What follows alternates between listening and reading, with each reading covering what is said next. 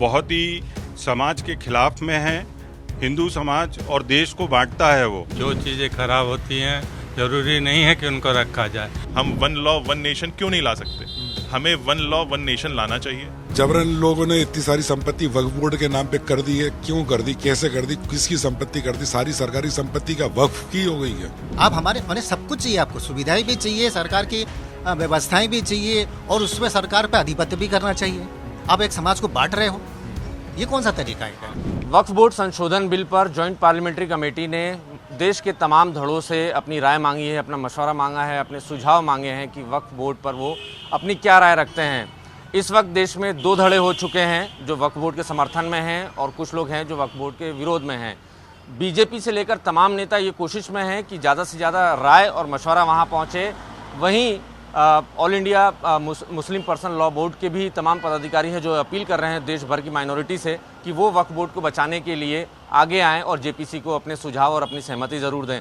इस वक्त मैं भोपाल के साकेत नगर में खड़ा हूँ। पंचवटी मार्केट के तमाम व्यापारी इस वक्त मेरे साथ हैं, सिविल सोसाइटी से लोग मौजूद हैं। उनसे बातचीत करेंगे कि वक्फ बोर्ड को लेकर वो क्या समझते हैं, क्या सोचते हैं, अपनी क्या राय रखते हैं और जेपीसी को वो किस तरीके से सुझाव देना चाहते हैं।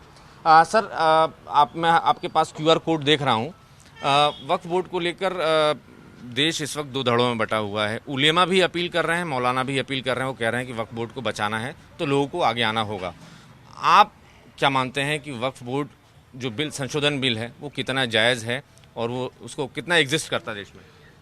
वक्फ बोर्ड का जो नियम बनाया गया है कांग्रेस द्वारा उस समय, वो बहुत ही समाज के खिलाफ में है।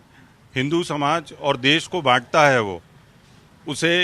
वो किसी भी ज़मीन पर आकर के कह देते हैं बोर्ड लगा करके कि ये हमारा है। हम कहीं भी जाकर के संविधान के साथ जाकर के कहीं किसी कोर्ट में अपील नहीं कर सकते हैं। हम सरकार से दरख्वास्त करते हैं कि वो इस नियम के बारे में बहुत सोचे और सारे लोगों को इसका विरोध करना चाहिए कि सरकार ने नियम गलत बनाए हैं, इस पर विचार करे और नए नियम को लागू करे। बिल्कुल सर, आप क्या मानते हैं वक्फ बोर्ड कितना जायज़ है, देश में होना चाहिए कि नहीं? मैं ये मानता हूँ कि जो पुराने नियम वक्फ बोर्ड के लिए बनाए गए हैं वो हमारे देश के हित में नहीं है। इसलिए मैं चाहता हूँ इसके लिए नए नियम बनाए जाएं और पुराने नियम हटा दिए जाएं। जो चीज़ें खराब होती हैं ज़रूरी नहीं है कि उनको रखा जाए, समय के साथ उनको बदल दिया जाए, यही मेरी सोच है। बिल्कुल। ये भी दावा किया जाता है, जो कांग्रेस विधायक आरिफ मसूद वो ये कह रहे हैं कि इसके पीछे सरकार की मंशा है कि वक्फ बोर्ड की प्रॉपर्टीज़ पर अपना हक जमाएं, यानी वक्फ बोर्ड की जो प्रॉपर्टीज़ हैं वो भारत सरकार अपने हाथ में ले लेगी। नहीं, देखिए नवीन जी, मैं आपके चैनल के माध्यम से ये कहना चाहता हूँ कि सरकार की कभी ये मंशा नहीं रही है। अगर सरकार की मंशा ये होती तो वो जेपीसी कभी फॉर्म नहीं करती। जेपीसी गठन करने का ही सिर्फ ये उद्देश्य रहा है कि जो पावर्स हैं किसी व्यक्ति विशेष के पास ना जाएं। हम सेक्युलरिज्म की बात करते हैं अपने संविधान में। अगर आपने एक ऐसी बोर्ड बना दिया जिसमें एक संप्रदाय के पास ही पूरी पावर्स हैं, वो जब चाहे वो डिवाइडेशन कर लेता है, वो जब चाहे तब किसी संपत्ति पे अपना अधिकार सिद्ध कर देगा। अभी कुछ दिन पहले ही मेरे वार्ड में आप देखेंगे तो एक संपत्ति पे ये वक्फ बोर्ड का बोर्ड लगा दिया गया और वक्फ बोर्ड के सीईओ द्वारा एसडीएम को सीमांकन के लिए भेज दिया गया। इनके पास अगर आप लीगल स्क्रूटनी की बात करें तो इनके पास कोई संवैधानिक पेपर नहीं है। अगर संवैधानिक पेपर हैं तो पहले इसको जुडिशियल के तरीके से इनको न्यायपालिका में जाके उसकी अपील करनी चाहिए। इनके पास ऐसे कौन से पावर्स हैं कि आप किसी कम्युनल और भू स्वामित्व के अधिकार को पब्लिकली हनन करो। हम अगर उनके अगेंस्ट में जाना चाहें तो हम किसी जुडिशियल उसमें न्यायपालिका में नहीं जा सकते, आपको इनके ट्रिब्यूनल में जाना है। तो हमारी यही अपील है, जैसे हम वन लॉ वन नेशन क्यों नहीं ला सकते, हमें वन लॉ वन नेशन लाना चाहिए। मेरी सरकार से यही अपील है कि ताकि डाइवर्जन नहीं हो पाए समाज में, समरसता का भाव रहे, हम लोग सेक्युलरिज्म से रह पाएँ, क्योंकि आप जानते हैं कि हमारा देश सेक्युलरिज्म के लिए माना जाता है।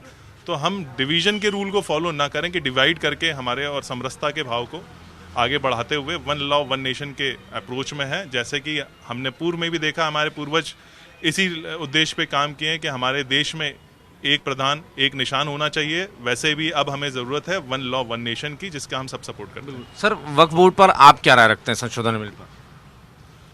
वक्फ बोर्ड जो है सर, इसमें संशोधन होना चाहिए और हम सभी लोग विरोध करते हैं इसका, सभी व्यापारी लोग विरोध करते हैं। आप लोग सुझाव भी दे रहे हैं अपने, आपकी तरफ से क्या सुझाव है भारत सरकार को, जेपीसी को? मेरी ओर से सुझाव क्या है, वक्फ बोर्ड है क्या? वक्फ बोर्ड कुछ नहीं है। जबरन लोगों ने इतनी सारी संपत्ति वक्फ बोर्ड के नाम पे कर दी है। क्यों कर दी, कैसे कर दी, किसकी संपत्ति कर दी? सारी सरकारी संपत्ति का वक्फ की हो गई है।